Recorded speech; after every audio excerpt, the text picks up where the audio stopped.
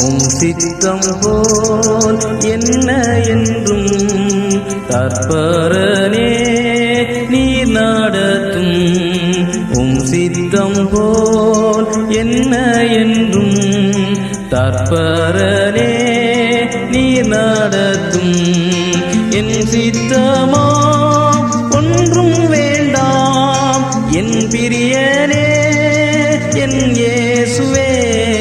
என் சித்தமா ஒன்றும் வேண்டாம் என் பிரியனே என் இயேசுவே. என் சித்தமா ஒன்றும் வேண்டாம் என் பிரியனே என் இயேசுவே. என் சித்தமா ஒன்றும் வேண்டாம் என் பிரியனே என் இயேசுவே.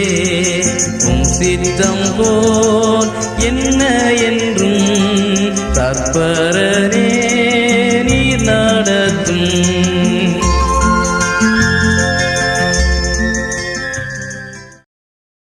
கர்த்தருக்குள் அன்பானவர்களே, அனுதினமும் கிறிஸ்துவுடன் தியான வேலைக்கு உங்களை அன்புடன் அழைக்கிறோம்.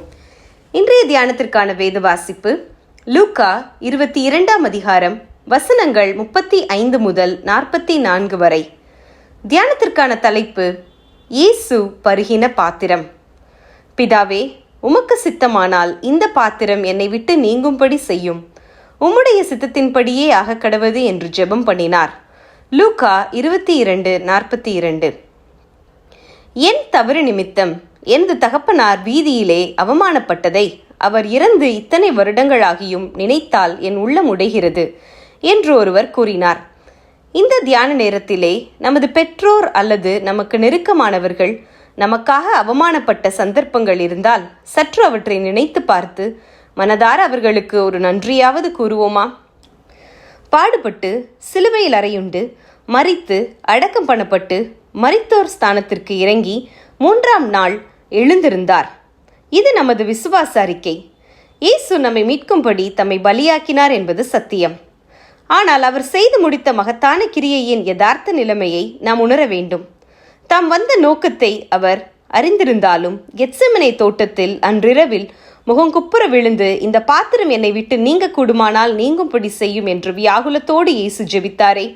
அந்த பாத்திரம் என்பது எது? உலகத்தின் பாவம் முழுவதும் அவர் மேல் சுமத்தப்பட்டு இருந்ததால் அதுதானா அந்த பாத்திரம்? அது உண்மைதான். ஆனால் அதற்கும் மேலாக அவர் சுமக்கவிருந்த பாத்திரம், அவர் குடிக்க வேண்டியிருந்த பானம்தான் என்ன?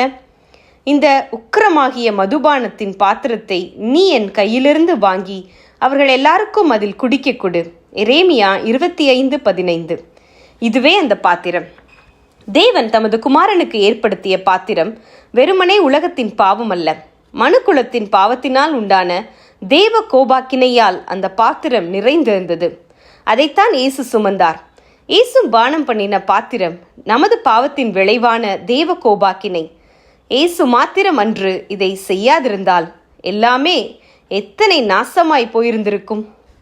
அன்று மனுஷனை படைத்ததற்காக மனஸ்தாபப்பட்ட தேவன் பூமியில் உள்ள சகலத்தையும் அழிக்க முற்பட்ட போது நோவா தேவனுடைய வார்த்தைக்கு கீழ்ப்படிந்ததால் அவன் குடும்பமும் சிருஷ்டிப்பின் வித்துக்களும் தப்பித்தன. இன்று இந்த நவீன உலகை தேவன் எப்படி காண்பார்?